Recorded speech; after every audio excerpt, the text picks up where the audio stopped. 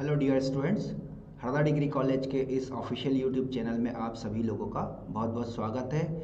मैं assistant professor Akash Upadhyay foundation course final year के students के लिए उनका एक टॉपिक है digital awareness and cyber security. इससे रिलेटेड कुछ क्वेश्चंस की एक सीरीज़ बना रहा हूँ जिसमें हम लोगों ने यूनिट 1 और यूनिट 2 को के ऑब्जेक्टिव क्वेश्चंस को देख चुके हैं और आप लोग इन वीडियोस को नीचे डिस्क्रिप्शन में लिंक दी गई है, वहाँ से भी देख सकते हैं। और हम लोग आज यूनिट 3 के कुछ मल्टीपल चॉइस क्वेश्चंस हैं उनको देखेंगे। तो चलिए शुरू करते हैं हमारा आज का ये वीडियो।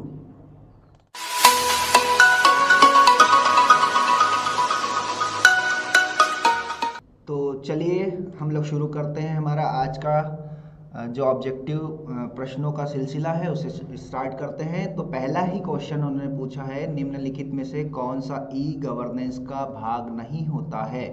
तो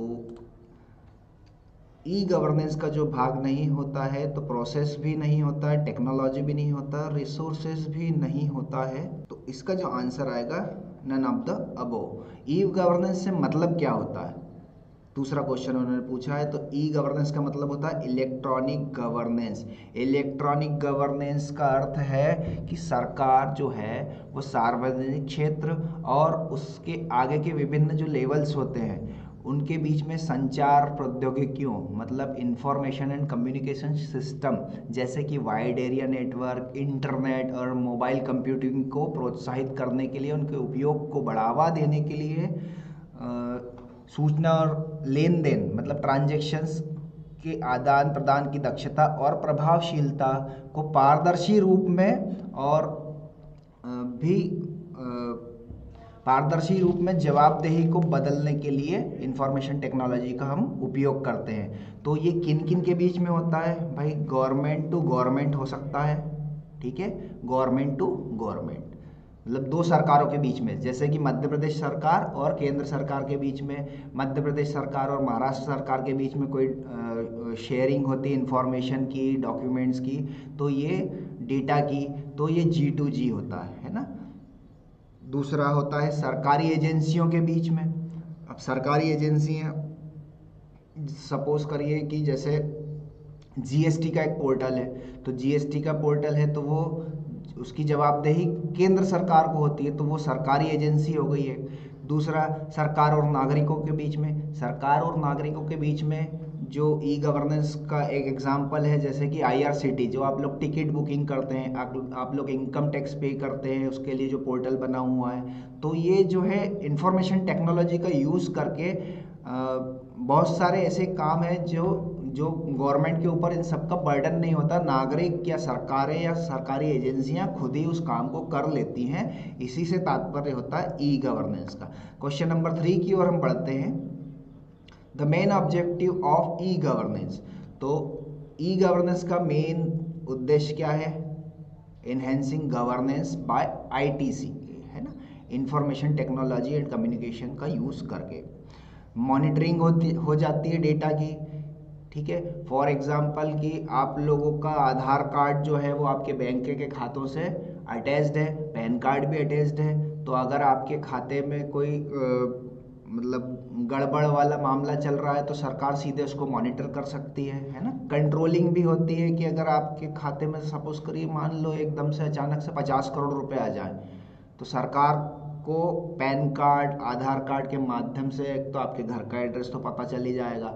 दूसरी चीज़ उसमें ये होगी कि मॉनिटरिंग में उनके पास में कुछ ट्रिगर्स होते हैं जो फायर हो जाते हैं कि अगर इससे ज़्यादा अमाउंट अगर आपके पास में आता है तो 50 करोड़ रुपए एक साथ अगर आपके अकाउंट में एक ही दिन में ट्रांजेक्शन हो गया तो वो खाता सीधे आरबीआई मॉनिटर कर सकती है ना।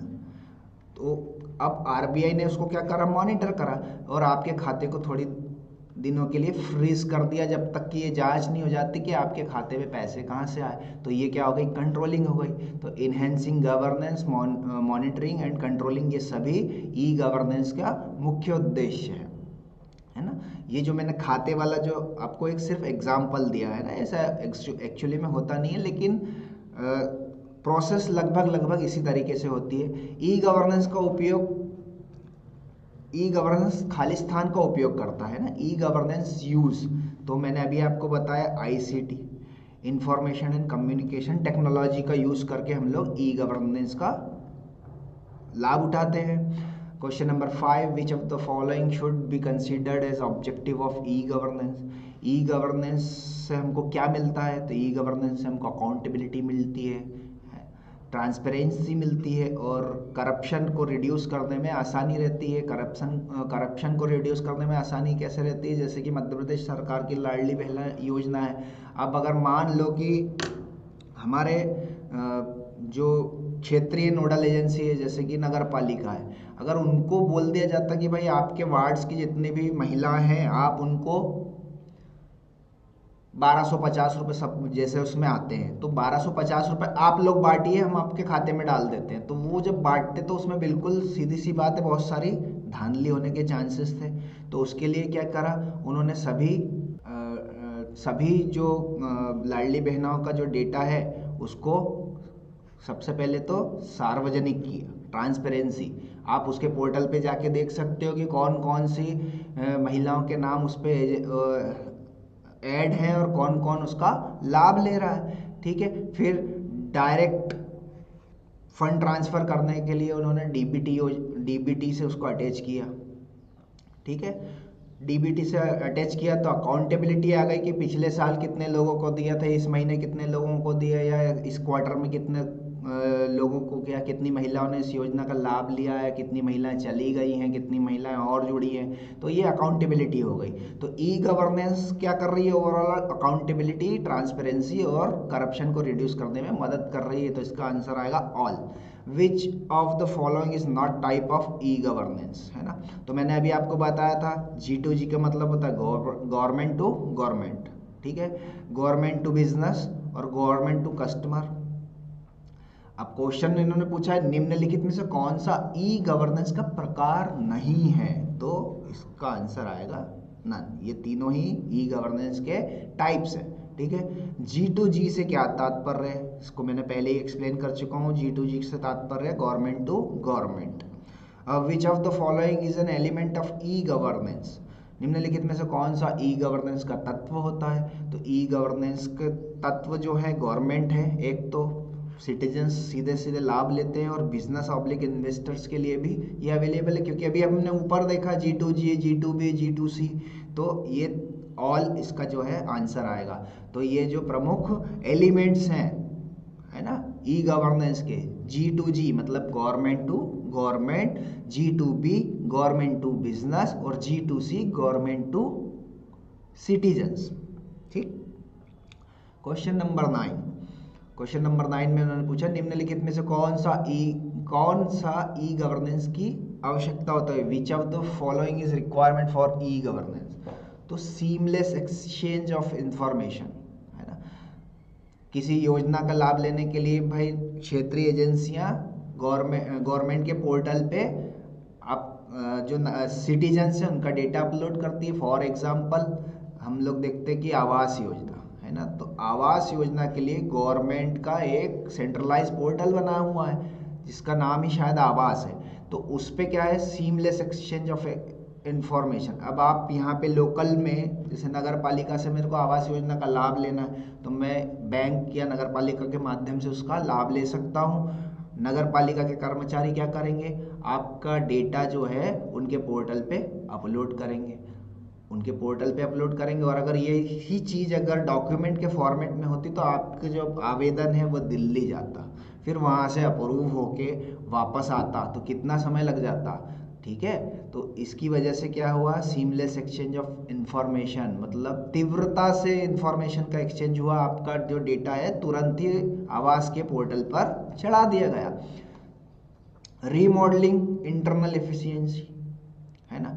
तो रीमॉडलिंग इंटरनल एफिशिएंसी मतलब भाई कोई नया नियम लागू हो गया कि भाई इतने इस क्राइटेरिया के लोगों को ही हम लोग जो है योजना का लाभ देंगे, तो वो तुरंत उस पर अप्लाई किया जा सकता है। कॉस्ट रिडक्शन, सीधी सी बात है, आवास योजना के पोर्टल पे जैसे ही आपका डेटा अपलोड हो रहा है तो भाई पेजेस और उन सबको लाने ले जाने का खर्चा जो है वो बच रहा है। तो इसका जो आंसर है वो ऑल है। फिर क्या होगा, जब आपका पोर्टल पे डेटा चढ़ गया तो हरदा के सब जितने भी आवेदक हैं सभी का नाम चढ़ गया, तो उसमें जो है इंफॉर्मेशन इजीली अवेलेबल होगी, जब चाहे जब वो लोग डेटा निकाल के यूज़ कर सकते हैं। हम मतलब हरदा के लोकल एजेंसीज को अगर उसकी आवश्यकता होगी तो वो लोग भी उस डेटा का उपयोग कर सकते हैं कि भाई कितने लोगों ने लाभ लिया, कितने लोग अभी लाभ से वंचित है, कितने लोगों की कितनी इंस्टॉलमेंट्स बाकी हैं, कितना हमको पे कर चुके हैं, सारी इन्फॉर्मेशन उस पर अवेलेबल हो जाती है। क्वेश्चन नंबर 10 की ओर बढ़ते हैं। Which of the following is an example of G2C? Government to customer का एग्जाम्पल पूछा है उन्होंने, है ना। तो ई सिटीजन एक सुविधा है, ई ट्रांसपोर्टेशन एक सुविधा है, ई मेडिसिन भी एक सुविधा है ना। तो नागरिकों को ये तीनों ही सुविधाएं प्रदान की जाती है। सिटीजन, सी फॉर सिटीजन, है ना। तो सिटीजन्स को ये सभी सुविधाएं प्रदान की जाती है, तो इसका आंसर आएगा ऑल।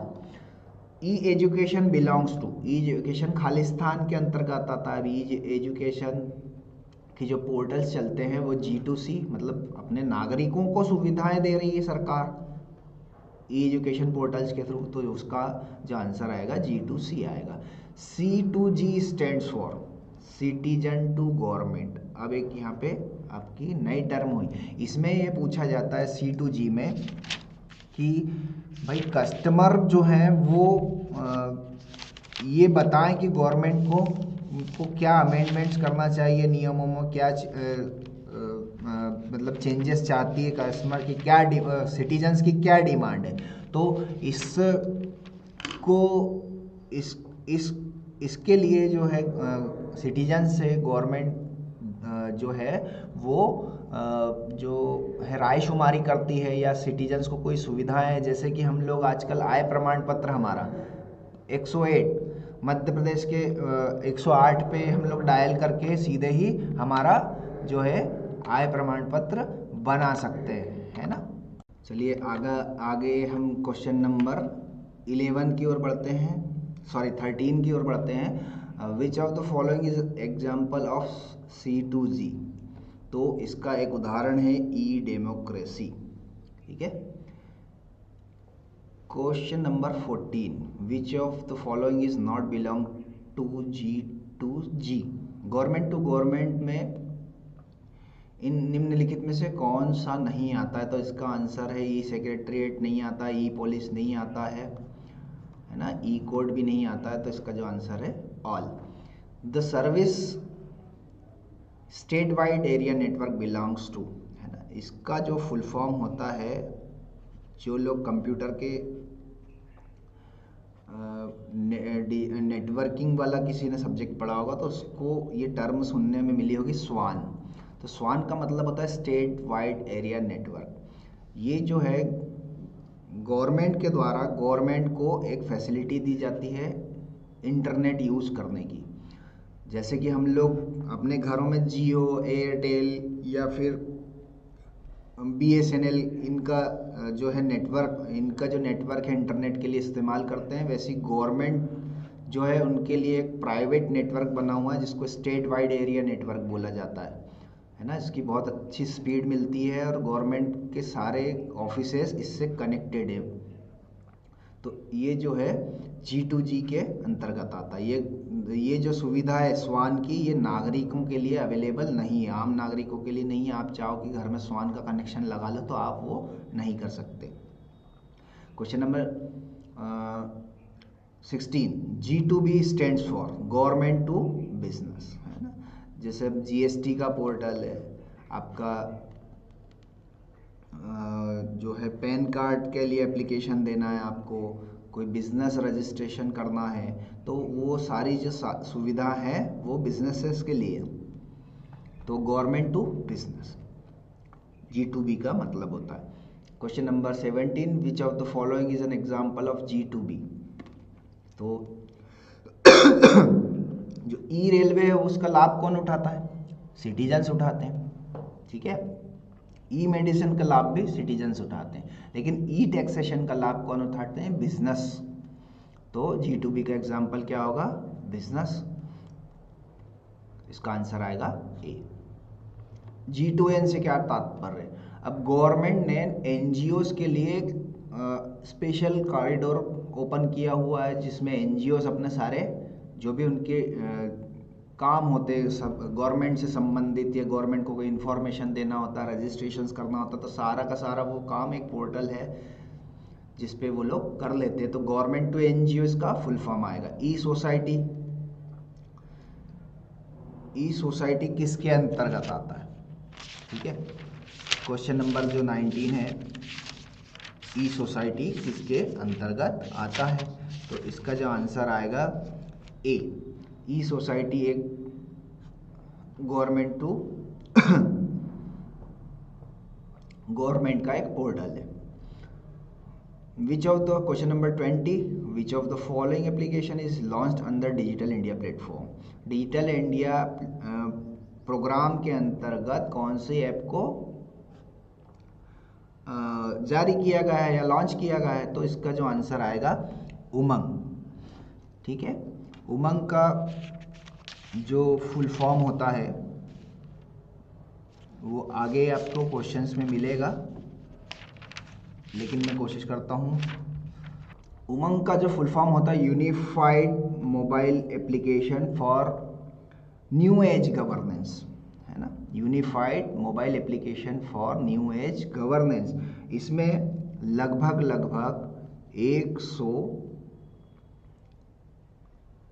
127 विभागों की 127 विभागों की 841 सर्विसेज अवेलेबल है ना। इसमें पैन कार्ड, आधार कार्ड, आपका जो है पेंशन से रिलेटेड डेटा, सारी की सारी एप्लीकेशंस इसमें एक सेंट्रलाइज एप्लीकेशन के ज़रिए आपको लिंक्ड की गई है, इसका कलेक्शन किया गया है और आप वहाँ से इनका यूज़ कर सकते हैं। 127 विभागों की 841 सर्विसेज हैं। ठीक है, उमंग का फुल फॉर्म है unified mobile application for new age governance. ठीक है, Umang app is use to access state government की सर्विसेज से भी एक्सेस कर सकते हैं हम, सेंट्रल गवर्नमेंट की सर्विसेज भी एक्सेस कर सकते हैं उससे। तो ये जो है आंसर आएगा इसका A and B. Umang app is dedicated for railway bus service. तो यहाँ पर इसमें जो है ये जो सर्विसेज है शायद इसमें नहीं है, और इसका आंसर मेरे को जहाँ तक ध्यान है कि इसका जो आंसर है नन आना चाहिए। ठीक है, question number 24, which of the following services can be access through Umang app? यहाँ पे भी ये IRCTC का जो एग्जाम्पल है वो दिया गया है। तो यहाँ पर जो क्वेश्चन बनना चाहिए, या तो हम क्वेश्चन चेंज कर लें या फिर इस क्वेश्चन को ही हम लोग स्किप कर देते हैं, क्योंकि ये मुझे थोड़ा सा डाउटफुल लग रहा है क्वेश्चन। तो क्वेश्चन नंबर 25 की ओर चलते हैं हम। The main objective of DigiLocker is to. DigiLocker का मुख्य उद्देश्य क्या है? डिजी लॉकर है क्या? भारत सरकार के प्रमुख कार्यक्रम डिजिटल इंडिया, है ना। ये जो है डिजी लॉकर जो है वो कौन सी योजना का पार्ट है? डिजिटल इंडिया का।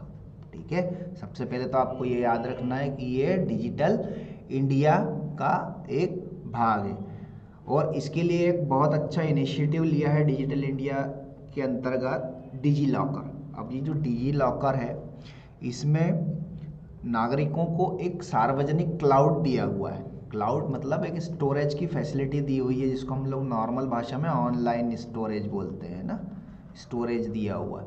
इसमें क्या करते हैं, नागरिक अपने अपने महत्वपूर्ण दस्तावेज यानी कि इम्पोर्टेंट डॉक्यूमेंट्स जैसे पैन कार्ड, आधार कार्ड, आपकी मार्कशीट्स, आपका ड्राइविंग लाइसेंस, है ना, आपकी गाड़ी का रजिस्ट्रेशन नंबर, आपका पासपोर्ट, ये सारी की सारी चीज़ों को अपलोड करके रख सकते हैं। और जैसे ही आप लोग उनको अपलोड करते हैं तो ये सुरक्षित है, सबसे पहली बात।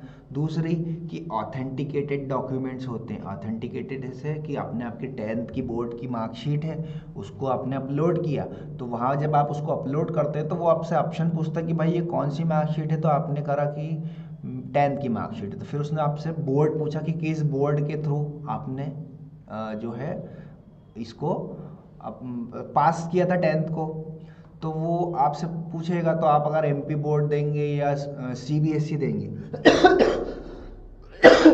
सॉरी, आपने एमपी बोर्ड या सीबीएसई का ऑप्शन चूज किया, तो वो तुरंत ही उस मार्कशीट जो आपने अपलोड करी है ना, उसका आपसे रोल नंबर, इनरोलमेंट नंबर भी पूछता है वो अपलोड करते समय, तो उसको वो ऑथेंटिकेट कर देगा कि हाँ भाई ये मार्कशीट इन्होंने जो अपलोड की है फेक नहीं है, सही है। क्लाउड बेस्ड एक्सेस, ये भी बताया मैंने आपको कि ऑनलाइन स्टोरेज है, तो इसका आंसर आएगा ऑल। तो क्वेश्चन नंबर 26 की ओर बढ़ते हैं हम लोग। Which of the following is the benefit of DigiLocker with perception to citizen. Citizen दृष्टिकोण से डिजीलॉकर का कौन सा लाभ हो सकता है? तो हमको डिजीलॉकर से क्या मिला? Cloud based access, exchange document digitally. Example के तौर पे, जब आपने लास्ट ईयर एडमिशन लिया होगा तो आपके एबीसी आईडी बनाए गए, है ना इसको अपार आईडी भी बोलते हैं, ठीक है। तो जो एमपी गवर्नमेंट की जो वेबसाइट थी जिस पे आप लोगों का एडमिशन की प्रोसेस हो रही थी, तब आपके जो अपार आईडी है उसमें आपकी सारी मार्कशीट्स को अपलोड कर दिया गया और उस आईडी को एक्सचेंज किया गया किससे? बरकतुल्लाह यूनिवर्सिटी के जो एडमिशन का पोर्टल है उससे, और उसने तुरंत ही उसको वेरीफाई कर लिया। तो ये बहुत आसानी से आप लोगों के डॉक्यूमेंट्स वेरीफाई हो गए। तो हमको क्लाउड बेस्ड एक्सेस मिला, एक्सचेंज डॉक्यूमेंट डिजिटली मिल गया, आप लोग उसकी लिंक भी शेयर कर सकते हैं किसी को। तो इसका आंसर आएगा both A and B. Question number 27, agency के दृष्टिकोण से डिजिलॉकर का क्या लाभ है? रिड्यूस्ड ओवरहेड, जैसा कि लास्ट एग्जाम्पल में मैंने आपको बताया कि आपके डॉक्यूमेंट के वेरिफिकेशन के लिए जो यूनिवर्सिटी का पोर्टल है उसको ज़्यादा जो है एफर्ट्स नहीं लगाने पड़े, तुरंत ही उसने उसको डिजिलॉकर के माध्यम से, अपार आईडी के माध्यम से उसको वेरीफाई कर लिया, ऑथेंटिकेट कर लिया, डिजिटल ट्रांसफॉर्मेशन भी हुआ इसमें। तो इसका जो आंसर आएगा both A and B. Real time verification of document is possible in DigiLocker पूछ रहा है, तो जैसे ही अभी मैंने आपको बताया कि हाँ करता है। आपका आधार अगर आप उस पर ऐड करने जाओगे तो वो आपका आधार ओटीपी से क्या करेगा?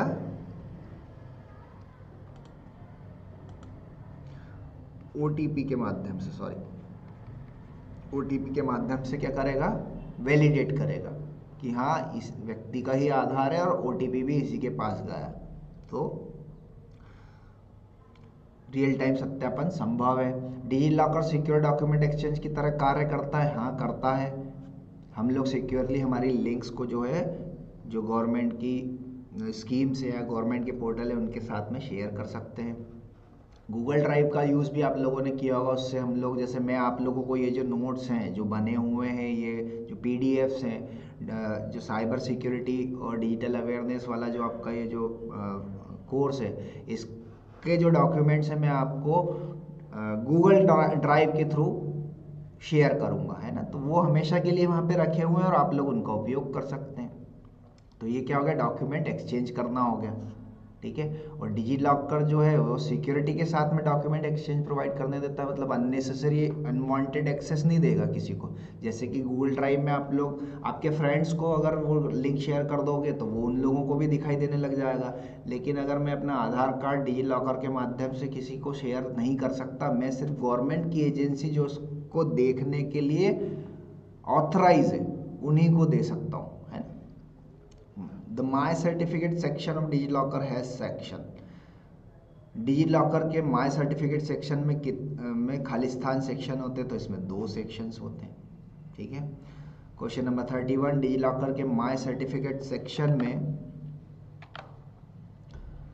कौन सा विकल्प मौजूद होता है? तो आप उसमें अपलोड कर सकते हैं डॉक्यूमेंट और डिजिटल डॉक्यूमेंट रख सकते हैं। तो बोथ ए एंड बी। भाई आपने जैसे ही डॉक्यूमेंट को अपलोड किया तो वो क्या हो गया? डिजिटल हो गया। तो इसका आंसर आएगा both A and B. Digital document sub section of DigiLocker consist of, question number 32 पूछा है उन्होंने, डिजिलॉकर के डिजिटल डॉक्यूमेंट सब सेक्शन में क्या होता है? URL ऑफ डॉक्यूमेंट इश्यू, जैसा मैंने अभी आपको बोला था ना कि आप URL के माध्यम से डॉक्यूमेंट को शेयर कर सकते हैं। The size of document in uploaded document section of DigiLocker, DigiLocker के अपलोड डॉक्यूमेंट सेक्शन में डॉक्यूमेंट का साइज कितना होना चाहिए, तो 100 MB होना चाहिए, है ना, और 100 MB से ज़्यादा नहीं होना चाहिए, ठीक। The format of uploaded document in DigiLocker, तो PDF भी हो सकता है, JPG इमेज का टाइप है, PNG भी इमेज का टाइप है सॉरी। तो जिसका आंसर आएगा ऑल आएगा। Question number 35, which of the following section consist of user personal details, DigiLocker के यूजर पर्सनल डिटेल सेक्शन में क्या होता है, ब्लैंक। तो भाई इसमें जो है आपकी पर्सनल प्रोफाइल होती है, नहीं होती, यूज़र प्रोफाइल होती है, इसमें माय प्रोफाइल नाम से एक लिंक वो ऑप्शन होता है जहाँ से आप आपकी प्रोफाइल को मैनेज कर सकते हैं। Question number 36, the my section of DigiLocker consist of, तो इसका जो आंसर आएगा both A and B, issuer name होता है और number of document issued to be user होता है। यूज़र ने कितने डॉक्यूमेंट्स अपलोड कर दिए गए हैं या कितने डॉक्यूमेंट्स उसके वैलिडेट है, वेरीफाइड हैं, वो सारी की सारी डिटेल्स इसमें माय डिजीलॉकर सेक्शन में होती है। डिजीलॉकर के माय रिक्वेस्टर सेक्शन में क्या होता है, तो डिजीलॉकर सेक्शन का माय रिक्वेस्टर सेक्शन जो होता है उसमें जो आपका डॉक्यूमेंट को देखने के लिए किसी ने रिक्वेस्ट की हो उससे संबंधित सूचना उसमें होती है, तो रिक्वेस्टर का नेम होता है, और number of document requested by user, उस यूज़र के द्वारा कितने डॉक्यूमेंट्स को देखने के लिए अनुमति मांगी गई है, तो ये चीज़ें उसमें होती है। Question number 38, the section directories in DigiLocker consist of, DigiLocker के सेक्शन डायरेक्टरी में क्या होता है पूछ रहा है, तो complete list of registered issuers, हमारे जो डॉक्यूमेंट हैं, है ना, तो MP बोर्ड है तो वो उसमें रजिस्टर्ड है। रिक्वेस्टर अलॉन्ग विथ URL, उनकी URLs होती हैं, तो बोथ A एंड B इसका आंसर आएगा। डिजीलॉकर में निम्नलिखित में से कौन सा सेक्शन होता है, तो डिजीलॉकर में हम देखते हैं डैशबोर्ड होता है, हमारे डॉक्यूमेंट जो इशूड किए गए हैं वो होते हैं, अपलोडेड डॉक्यूमेंट्स होते हैं, तो इसका आंसर जो आएगा वो ऑल आएगा। अब ABC स्टैंड फॉर, ABC का मतलब होता है एकेडमिक बैंक क्रेडिट, ठीक है सॉरी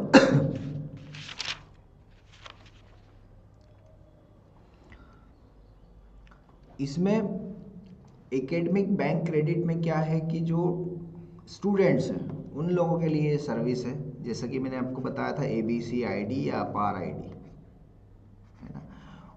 एक ये G2C सर्विस है, इसमें क्या होता है कि स्टूडेंट्स का जो एकेडमिक रिकॉर्ड है उसको हम लोग मतलब गवर्नमेंट उसको मेंटेन कर रही है। अब जो भी एडमिशन्स होंगे तो वो सारे इसके थ्रू ही होंगे, तो इससे क्या होगा भाई, शिक्षा को बढ़ावा मिलता है, छात्रों की ट्रैकिंग होती है कि भाई किसने कहाँ तक पढ़ाई की है, वो कहाँ से छोड़ रहा है, कहाँ उसको गड़बड़ आ रही है ना।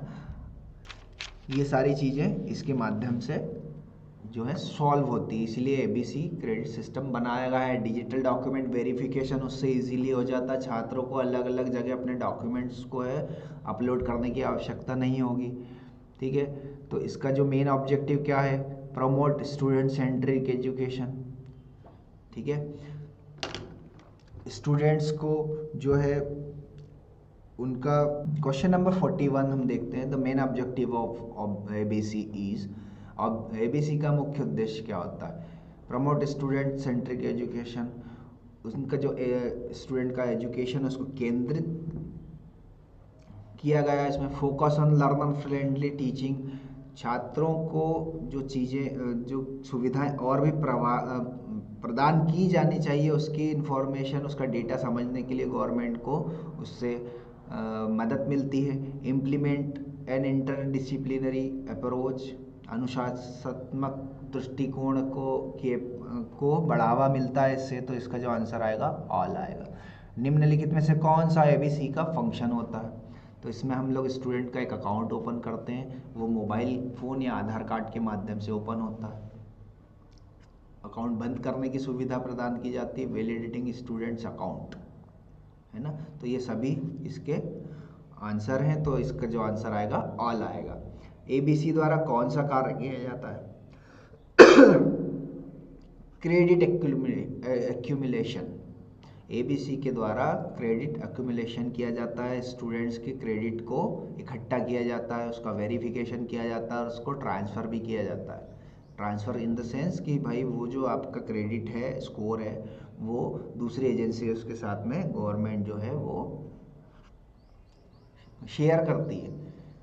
तो ये इसका जो आंसर आ गया आपका ऑल आ गया। एबीसी में कौन सा कोर्स शामिल होता है? ठीक है, तो एबीसी में ऑनलाइन और डिस्टेंस एजुकेशन वाला मोड जो है दोनों ही इसमें होते हैं, ऑफलाइन कोर्स इसमें शामिल नहीं होता। The validity of this academic credits earn by students is up to, तो इसकी जो वैधता है ना एबीसी क्रेडिट स्कोर की, तो 7 साल होती है। Which of the following is an important of ABC? ABC का फुल फॉर्म, एबीसी में का निम्नलिखित में से कौन सा महत्व होता है? तो स्टूडेंट्स अपने मनपसंद कोर्सेज को चुन सकते हैं, है ना। Drop out in any year, किसी भी वर्ष वो अपने कोर्स को छोड़ सकते हैं, तो इसका आंसर आएगा बी। एबीसी स्कीम के अंतर्गत स्टूडेंट पुनः कहाँ ज्वाइन कर सकता है? तो वो पुनः कहाँ ज्वाइन कर सकता है? जहाँ उसकी मर्जी हो वहाँ ज्वाइन कर सकता है। In how many steps the registration process of ABC takes? तो एबीसी रजिस्ट्रेशन 5 चरणों में पूरा होता है, ये आपको याद रखना है। ये अभी फ़िलहाल तो 5 चरणों में होता है, इसके अलावा ये स्टेप्स जो हैं घट बढ़ भी सकती है। The academic bank of credit would act as reference point of faculty, तो इसका अकादमिक बैंक ऑफ क्रेडिट फैकल्टी के लिए किस रेफरेंस पॉइंट का कार्य करती है? तो वो स्टूडेंट्स के क्रेडिट पॉइंट, रिपोर्ट और कोर्स ऑफ स्टूडेंट सभी उसको प्रोवाइड करती है फैकल्टी को, तो इसका जो आंसर आएगा डी। तो डियर स्टूडेंट्स, हमने आज यहाँ पर देखा ई गवर्नेंस सर्विसेज, जो आपका एक यूनिट 3 का टॉपिक है, उससे रिलेवेंट कुछ क्वेश्चंस हैं। मुझे यहाँ पर थोड़े थोड़े क्वेश्चंस और बनते दिखाई दे रहे हैं, तो मैं कोशिश करूँगा कि आने वाले वीडियोस में आपके लिए इस चैप्टर से रिलेटेड, क्योंकि बहुत इंपॉर्टेंट चैप्टर है, इसमें ई गवर्नेंस के बारे में बताया गया है, इससे रिलेवेंट कुछ और भी क्वेश्चंस आप लोगों के लिए मैं लेकर आऊँगा। तब तक के लिए आप लोग हमारे इस चैनल पर बने रहें, इस वीडियो को देखें, शेयर करें अपने फ्रेंड्स के साथ में, जो दूसरे किसी कॉलेज में भी हों तो उनके साथ में भी शेयर करें आप, ताकि उनको भी इसका लाभ मिल सके। और ये जो रिलेवेंट डॉक्यूमेंट है ये आप लोगों के संबंधित ग्रुप्स में आप लोगों को जल्दी ही मिल जाएगा। और इससे रिलेवेंट कोई आपके डाउट्स हों, कोई क्वेरीज़ हों, कोई चीज़ें आपको समझ में नहीं आई हों, तो वो भी आप मुझसे पूछ सकते हैं। तो आप लोगों के लिए आप लोगों का इस वीडियो में बने रहने के लिए बहुत बहुत धन्यवाद। Thank you so much. Good bye.